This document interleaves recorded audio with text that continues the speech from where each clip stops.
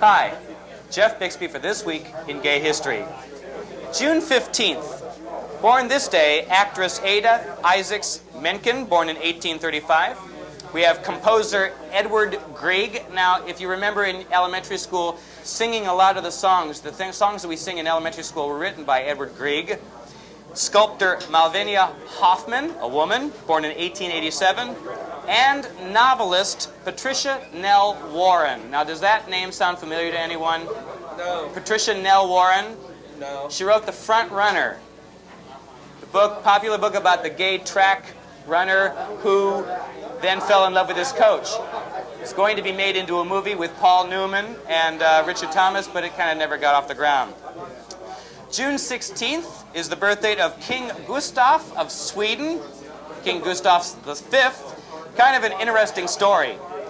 Before the game became as bloody as Chainsaw Murder Drive-In movie, tennis was a bit of a joke to red-blooded, beer-swilling manly men.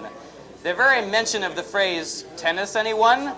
in a play or film meant that the chap in white was as queer as the pansies in the English drawing room.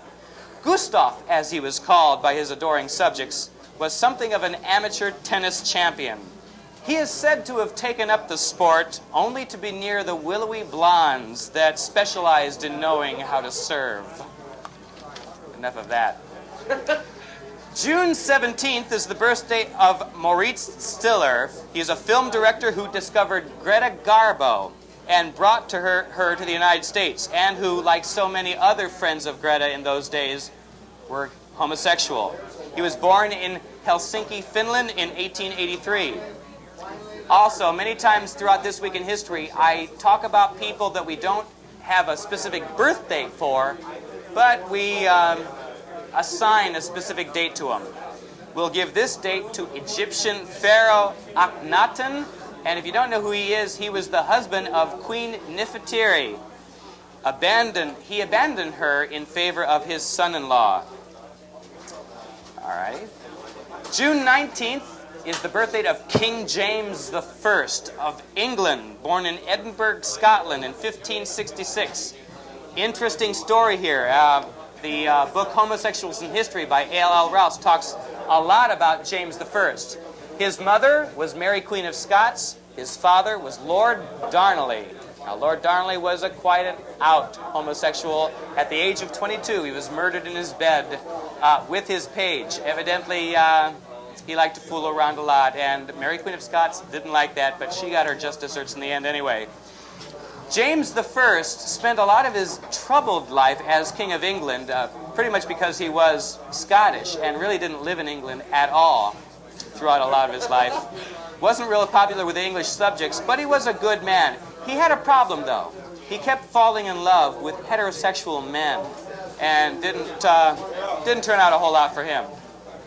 June 20th is the birthday of Errol Flynn. He was born in Hobart, Tasmania in 1909. One of the greatest womanizers of Hollywood, who also slept with men.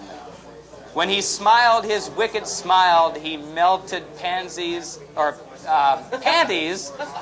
BVDs all over the theaters of the country.